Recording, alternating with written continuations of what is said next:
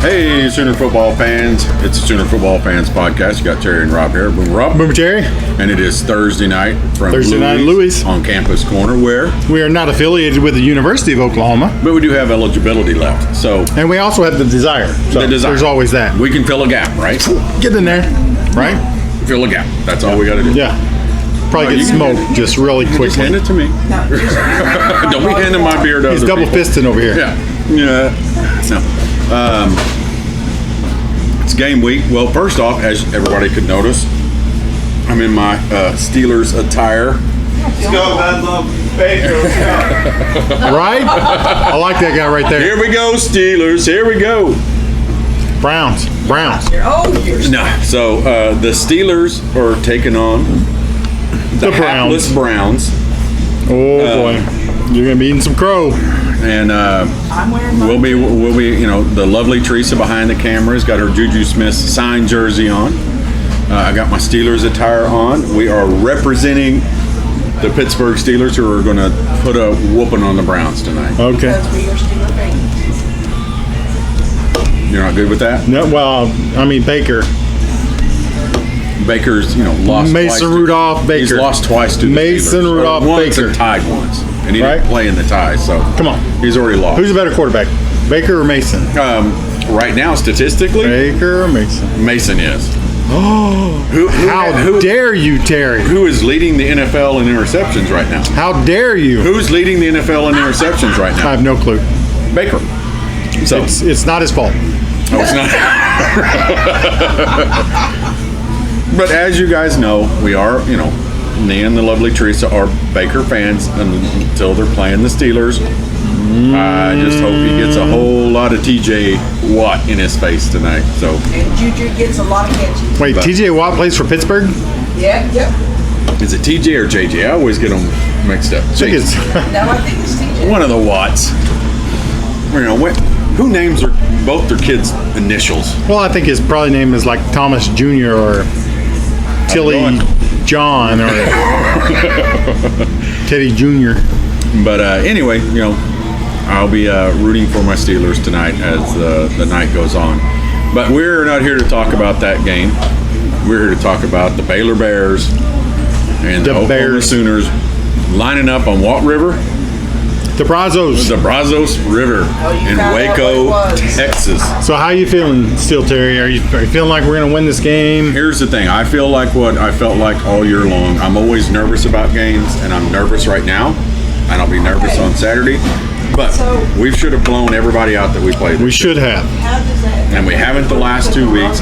Not that Iowa State didn't, you know. It's gonna taste. But Oklahoma should go down to Waco and do like what they did to everybody the first 7 games of the season and win 45-21. Well, now Baylor 45-17. arguably is the best team that we're going to play this year. And you still feel like we're going to beat them? Yeah. Statistically, they are. Yeah. I just think we're that much better, and there's a lot that rides on it, and we know that because the Speed D has kind of, you know, shown some weaknesses, shown some effort, you know, and I think, you know, listen to a lot of the radio stations here, you know, guys that know, you know, like Dusty Dvorak, Sam Mays, Rufus Alexander. You know, the issue with the defense is that they're getting popped in the mouth now, and they're not responding. They're getting down on their, you know, down in their dapper, whatever you want to call it. I don't know if that's true or not, but they've certainly been minimized. But I feel like that Grinch has taken a step back from the aggressiveness that he's been playing the first, 5 games? Yeah. And the last 2 games, he's just not been as aggressive. So we've got nothing to lose in that regard. So I wish he had just unhitched the, you know, Wagons. let him go. Yeah. And just let him play. We may get burned. We may get a sack.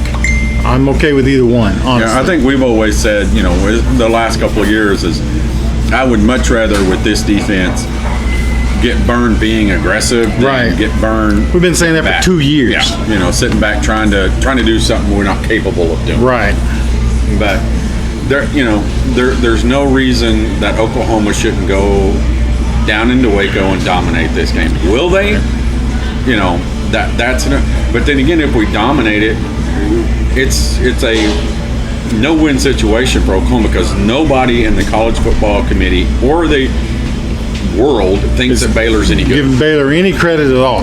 So if we blow them away, then we're not very good. Yeah, we told y'all Baylor wasn't any good, but if it's close, they're going to go, Oklahoma's not any good either. Right. So it's a catch-22. What is that? It's a drink for me. Oh, the lovely Is that Teresa okay? just ordered a gallon of Lush. Oh, you guys just wait. But it'll be interesting to see. I mean, it's. They're being tagged. Let's talk about Jalen Hurts again. But before we do that, Okay. I'd just like to say, I know we should win the game. I just wish we would go down there and play like we're capable.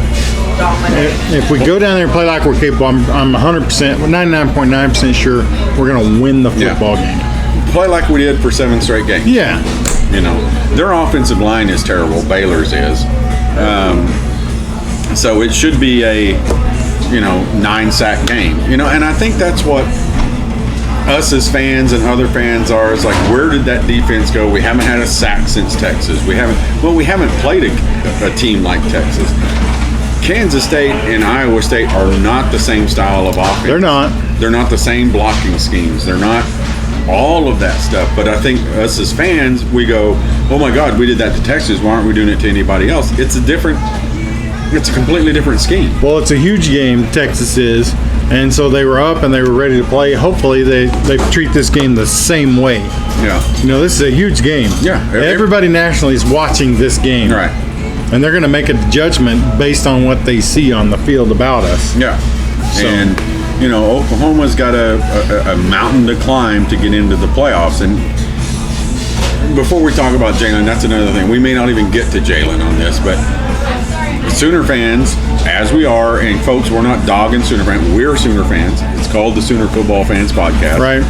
And our fan base is no different than anybody else, but there are fans that have basically said, well, I don't even want to get in the playoffs now. If you look at Twitter and Facebook, I don't even want to be in the playoffs. It'll be embarrassing. Why wouldn't you want to get in the playoffs? I kind of still want to get in the playoffs. Yeah. I mean, I still think Oklahoma can play with anybody, regardless of who it is. I mean, don't get me wrong. I guess I can sympathize or empathize because I don't want to get embarrassed. But it's just like the Sugar Bowl, several years ago, where, everybody's just like, oh my gosh, Alabama's just going to embarrass us. And we wound up whipping them. Yeah. I mean, putting a whipping on them. I don't understand. And Caleb, he's not here to defend himself, but that doesn't matter. We tell him to get here to video, but, he does his own thing. But the point is, you always want to be in the playoffs. Always. Period. There's never a time where I don't want to be in the playoffs. And I don't believe that Oklahoma playing anybody is going to get embarrassed. Now, we thought it was going to happen last year against Alabama. And 07 comes to mind. Huh? 07 comes to mind. But, but that's a different era. Okay, we haven't, Oklahoma turned that ball game last year against Alabama into a game. Yeah. A little bit better defense. My personal opinion, if Grinch is there last year, we win that ball game. The issue with the Oklahoma defense isn't Grinch this year. The issue with the Oklahoma defense is that Lincoln didn't make the moves when he got the job to change the defense immediately. And I understand that. We had Mike Stoops. He was kind of a legacy. Not kind of, he was a legacy. His brother changed or turned the program around. I get it, but now there's no more excuses. It's time to step up. We're Oklahoma, and we deserve better. We expect better. And that's what I like about Lincoln and the coaching staff. Lincoln understands that. He said it a couple times at his coach's show. At Rudy's, is I understand the expectations that here, and I agree with them. This is one of the greatest programs in college football. Yeah. we should expect greatness. But then again, as fans, we should present greatness. We should be part of that. Yeah, and you know, the leaving at halftime, things that have all been talked about. But I just think it's interesting that, you know, there's that group of people out there that are, you know, we're terrible. I don't want to go to the playoffs. And that's their opinion, and they have a right to it. And, you know, we need to get rid of Grinch. There's the group out there that is wanting to put in Rattler. And you know what? That's not the problem. The problem isn't Jalen Hurts. No, he's plenty good enough to win us a championship. And I mean, we were talking before. We've talked about it before. You know, Rob and I, we do have conversations. You know, not in front of the camera or behind the microphone. Occasionally. But, you know, it was be honest about, you know, we had our little be honest about Jalen. And you want to be honest about Jalen? Go ahead. You know, he's not as good, nearly as good as Kyler or Baker. Okay, he's not going to win the Heisman. Yeah, but you're talking about two guys that did something in college football that nobody else has ever done. No, we're not saying that Jalen's not good, but he may not be as good as those two guys. Right. And we said all along, we talked about it during the offseason, and other people did too, is, man, imagine this offense with a 6'2", 225-pound quarterback. Well, now we got one who can run the ball. He's running too much now. Really? Is he? I don't know if he is or not, because when he runs, he's effective. Yeah. Well, he's impressive. There's no doubt about it. But it's not like he's driving, like we told, you know, when Lincoln took over. It's not like Lincoln took over a jalopy. Right. Lincoln took over a Ferrari, and with probably the best wide receiver in the nation, so did Jalen. Yeah. He took over an offense that has some special athletes. Right. So all you got to do is get the ball to them. That's all you got to do. And they're going to make you look good. Right. And that's the thing, though, as us as fans, is earlier on in the season, we were, you know, CD's not getting the ball enough, but he was completing passes to everybody else. Yeah. And now all of a sudden it's like, well, now he's only throwing to CD. Okay. Well, how do you feel about that? Yeah. It's not about, you know. That's our point. Yeah, you get the ball to the playmaker, you know. Well, yeah, but our offense is such that everybody gets the ball. And, you know, right. The running backs, we got, 3-4 of them. Every one of them are going to get the same amount of carries. And I want CD to catch the ball every time. But you know what? I'd like to see Jaden get one. I'd like to see Trey John get one. I've got, Yeah. I know Calcaterra's not playing right now, but he's a talented wide receiver, tight end. Yeah. And you wonder that and we're never going to know it as fans. We can sit and try to break down tape or whatever else. You never know if it's by design that this is going on, or if it's by Jalen. Me personally, I think if Jalen was doing the things that he's not supposed to, Lincoln Riley would put his butt on the bench. I believe that 100%. I mean, unless the backups are not ready. I don't even know about that. I mean, if somebody blatantly, if you tell them, but again, this is something we talked about, is remember, Jalen has been here since January. Yep. And everybody talked about, well, he's getting a groomed quarterback. No, he groomed the last two quarterbacks. Yes. Okay, they were here. They did what this isn't something Jalen's used to, so I think Lincoln has gone, he's not going to be able to do what I'm wanting him to do, so I'm going to be okay with him doing this. Right. And I think to some degree that's the case. But I'm going to tell you this, if we lose one more, we will see what he's going to do. Yeah. Whether he stays with Jalen or whether he goes ahead and brings up Spencer or Mordecai, whoever's in front, and let them play. No, but I don't think that's going to happen. I mean, I think Oklahoma was ill-prepared for Kansas State. I think Oklahoma offensively made mistakes, and even defensively got lackluster. You're up 21 points, you're handling them. You get punched in the mouth in the first drive of the second half. They kind of got out of sync. And it's not coaching, guys. I mean, all that's players. I mean, Well, we got the best coach in the nation. I mean, it's a toss-up between him and Saban, I guess. Yeah. But we got the best young coach in the nation. How about that? yeah, best upcoming coach. Yeah. And you know, and I think we got one of the best grooming defensive coordinators, because I don't care what you think about Oklahoma defense and stuff right now. Remember this: we were the worst defense in 2018 that the University of Oklahoma has ever had. Ever. And we still made the playoffs. And we still made Just the playoffs. FYI. And, you know, we remember, you know, the John Blake, Howard Schnellenberger years. Last year's defense was terrible.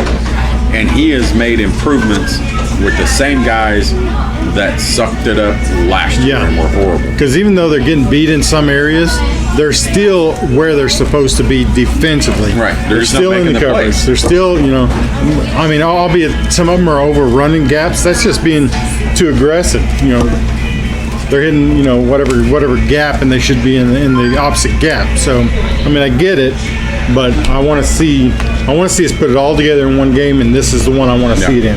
Yeah. You know, because Lincoln has said himself, you know, all through the games, that was the best quarter of football we've ever played. This is the best half that we ever played.